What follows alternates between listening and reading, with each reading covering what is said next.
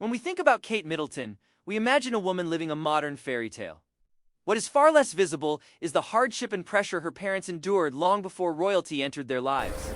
Their story is not one of glamour or inherited privilege, but of effort, risk, and consequences they never anticipated. Long before palaces, cameras, and titles, there were two ordinary people building a life quietly won that would later be exposed in ways they could not control. Carol Goldsmith grew up in a working-class household in London. Her father was a builder, her mother worked part-time jobs, and there was no inherited wealth or safety net. What existed instead was determination and a clear understanding that stability had to be constructed deliberately. This mindset shaped her early and informed every major decision she made as an adult. Michael Middleton's background appeared more secure, but it was not aristocratic in any meaningful sense. Thank you for your service. How can we support the ambulance staff during these challenging times? His upbringing emphasized work, structure, and restraint rather than luxury or entitlement. Carol and It's Michael so important to recognize the impact that small, everyday actions can have on our mental health and well-being. Their relationship developed in a world defined by schedules rather than spectacle. And when they married in 1980, they were not pursuing status. They were building a practical life rooted in employment and steady progress. Their early years together were cautious and financially disciplined. After the birth of their first child, Catherine Carroll left her job and began organizing children's parties. She quickly noticed a practical gap in the market. Supplies were fragmented, inconvenient to order, Such a lovely and day lacked for cohesion. it, isn't it? That observation led to the creation of I'm Party so Pieces glad in we 1987. The business began as a small mail-order operation run from home. It was not born of indulgence, but of problem-solving. Michael later left British Airways to join the business full-time, a decision that carried real risk. For years, the gamble paid off. Throughout the 1990s and early 2000s, Party Pieces grew, steadily expanded its catalog, improved logistics, and moved into larger facilities. The children helped informally, packing boxes during busy periods. The business funded private schooling and university tuition, including education at elite institutions. This is where public narratives later distorted reality. The Middletons did not buy entry into elite spaces through inheritance or social leverage. They paid for it through revenue. Every step upward was funded by business income, not legacy wealth. By the time Kate met Prince William at the University of St. Andrews, the company was profitable and stable, but not insulated. The family's financial security depended almost entirely on one business, as Kate's relationship became public. The Middletons were pulled into a world they had never sought. Media interest intensified. Their finances, backgrounds, and motivations were dissected. Carol, in particular, became a focal point, often portrayed as ambitious or calculating without Indeed, a great atmosphere. evidence. Michael, more private by nature, struggled with sudden exposure. Despite the pressure, the family avoided monetizing access, declined media deals, and maintained discretion as long as possible. By the time Kate married into the royal family in 2011, her parents had become symbols rather than individuals. Any success was questioned, any misstep amplified. Anonymity vanished permanently. What had once been a straightforward story of effort and mobility became frozen under scrutiny, vulnerable to stress and reinterpretation. Party Pieces was no longer just a family business. It was now attached to a future queen, altering how every decision was judged. The company relied on predictable cycles, seasonal celebrations, school events, birthdays, and weddings. As online retail expanded, competition increased and margins tightened. Adaptation was gradual, but the model remained vulnerable because it depended on people gathering. When the pandemic arrived, that foundation collapsed almost overnight. Events stopped, orders vanished, and stock sat idle while fixed costs continued. Warehousing fees, staff obligations, and supplier invoices did not pause. Carol stepped back from daily operations during this period, reportedly due to family and health concerns. Leadership shifted internally, but the timing was disastrous. Losses accumulated, credit was extended, and recovery hopes rested on a rebound that never fully materialized. Consumer habits changed permanently, inflation rose, and overheads became unmanageable. In 2023, Party Pieces entered administration. Debts exceeded £2.5 million. I understand your concern, but we must proceed. But the implications worry me. We'll address them together. Promise me we including a will. family-run business operated by Afghan refugees. That detail hardened public opinion, despite no evidence of wrongdoing or asset shielding. The collapse carried emotional consequences beyond finances. It's really important For that we Carol, continue the to business support was her these life's work, initiatives because grown they make alongside her such a children. difference in the community. Seeing it fail publicly while being unable to respond was devastating. Michael, who valued predictability, withdrew further as administration proceedings and speculation unfolded. Their restraint was interpreted as avoidance rather than dignity. After the administration's scrutiny intensified, in their village of Bucklebury, anonymous posters appeared accusing the family of wrongdoing. Familiar routines became tense. Privacy eroded not through tabloids but through local hostility. Media narratives escalated, suggesting improper use of royal connections without evidence. Silence became the only viable defense, even as it was misread. Compounding the strain, Carol's brother Gary Goldsmith resurfaced in public discourse. His past legal issues and reality television appearances were repeatedly linked to the family. Despite limited involvement in their lives, individual actions became collective liability, further blurring boundaries the Middletons had long maintained. The family did not respond publicly or attempt image repair. Instead, they withdrew. Social. Circles tightened, appearances diminished, and life became smaller by necessity. This was not shame, but survival. Over time, ambition gave way to caution. Health, cohesion, and privacy became priorities. Kate's role during this period was uniquely difficult. As Princess of Wales, her public duties expanded even as her parents' world contracted. Support had to remain private. Any public defense risked worsening scrutiny. Distance was imposed by circumstance, not choice, and it carried emotional cost. The Middletons are often framed as outsiders. It's wonderful to see the progress and the impact of this initiative. Reality. They did not seek royalty. Her daughter married into it. Their story became symbolic, used as a warning about aspiration and class rather than understood as a human experience shaped by timing, dependency, and exposure. They did not rebuild publicly. There were no interviews, explanations, or redemption arcs. Their silence denied closure but preserved dignity. What remains is not defeat but quiet persistence. I lost anonymity, not identity. Their lives continue, marked by experiences they never sought and consequences they did not anticipate. This is not a royal story. It is a human one, unfinished, unresolved, and resistant to spectacle. It ends not with redemption or collapse, but with refusal, a refusal to turn personal loss into entertainment, refusal to explain a life never meant to be observed so closely. What followed after the public noise faded was not recovery in any conventional sense, but adjustment. The Middletons did not attempt to reclaim their previous position or rewrite the narrative that had settled around them. There were no strategic rebrands, no quiet relaunches under different names, no attempts to leverage connections to restore what was lost. Instead, they accepted a smaller, more controlled existence, one that prioritized emotional safety over ambition. And for people who had spent decades building forward momentum, this shift was profound. Progress was no longer measured in growth or opportunity, but in stability and peace. Their home life reflected this change. Routines became simpler and more guarded. Social engagements were filtered. Trust was assumed. The instinct to plan years ahead was replaced by a focus on the immediate and manageable. This was not resignation. It was realism shaped by experience. They had learned at significant cost that Thank you for your service. How can we support the ambulance staff during these challenging times? Often carries more weight than truth. Carol, in particular, faced the challenge of redefining her sense of purpose. It's so important to recognize the Party pieces had impact been that an small, extension of her everyday identity, actions can a have tangible on our result mental of her health work and ethic well-being. problem-solving instincts. Without it, she had to recalibrate how she saw herself outside of productivity and output. Close to her noted that she did not disappear into passivity. Instead, her energy was redirected inward, toward family, health, and preservation. She remained engaged, but selectively. The drive was still there, but it was no longer allowed to operate without boundaries. Adjustment was quieter, but no less significant. His response remained consistent with his nature. Such a lovely day for Minimize it, isn't exposure, reduce Indeed. risk, Perfect maintain day. structure I'm where so possible. glad we came. He'd always preferred predictability, and the events surrounding the collapse confirmed that preference beyond doubt.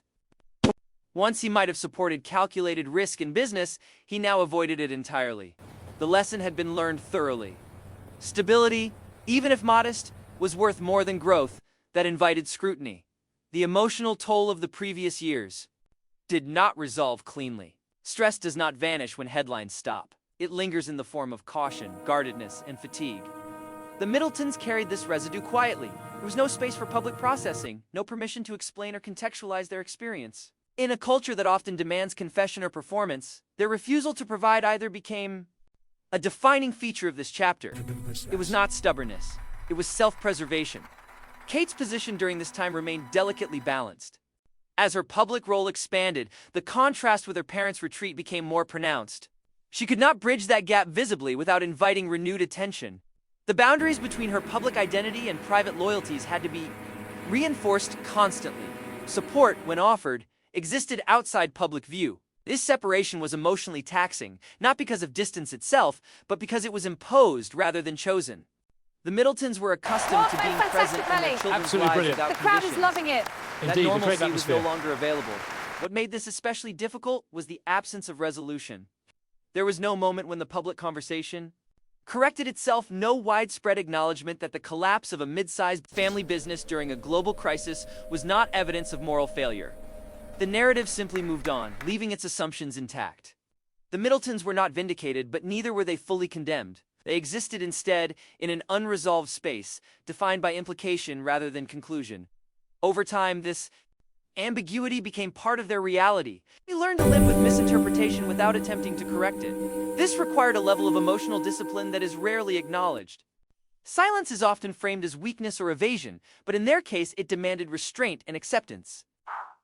They understood that any attempt to clarify would likely be reframed, dissected, and used to extend the story rather than close it. Choosing not to participate was the only way to regain control. The broader implications of their experience extended beyond personal loss. Their story exposed the fragility of upward mobility when it intersects with entrenched institutions. Effort and success are celebrated until they challenge established hierarchies. Once proximity to power enters the picture, narratives shift. Achievement becomes suspicious. Failure becomes instructive.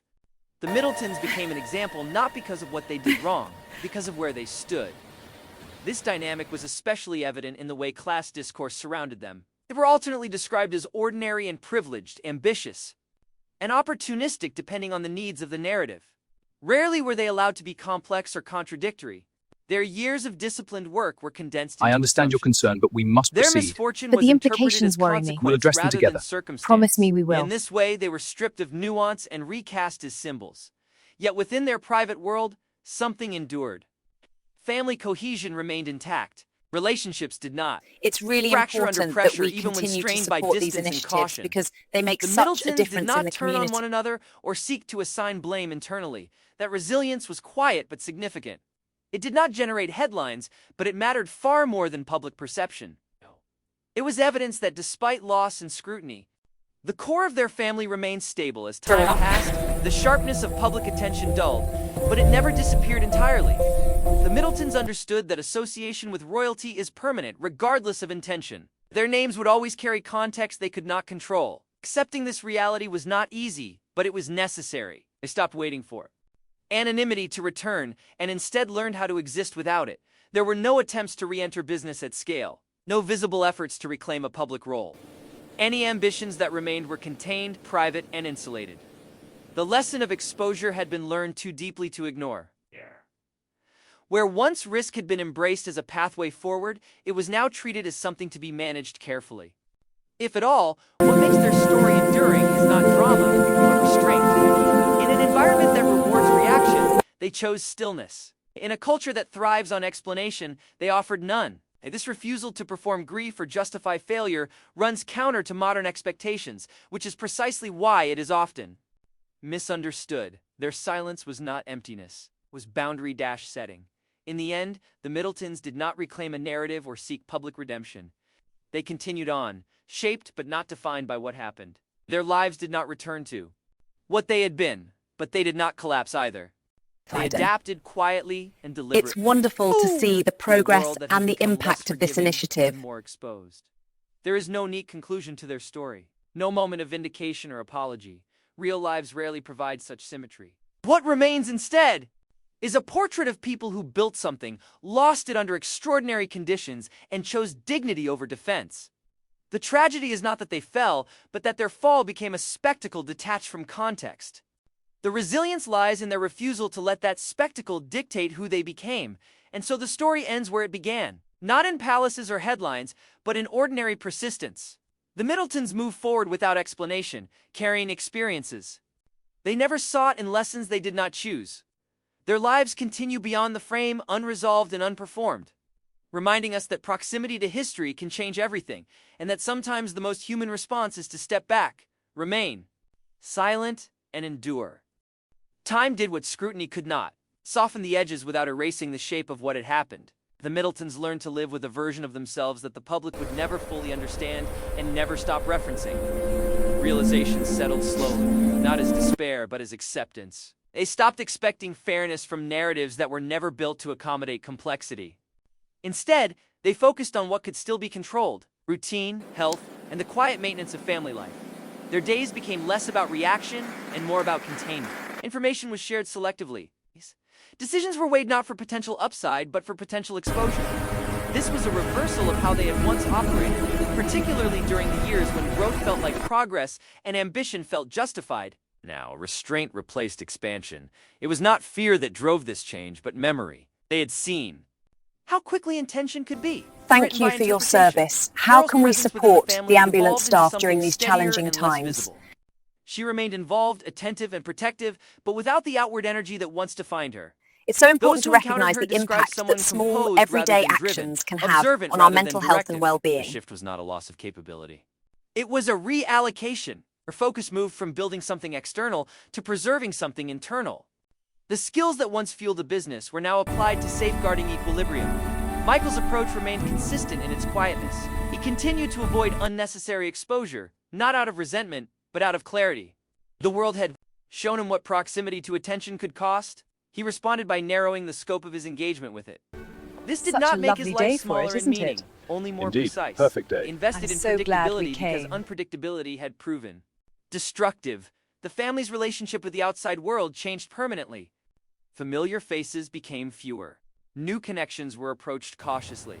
Trust, once extended easily, now required time and consistency.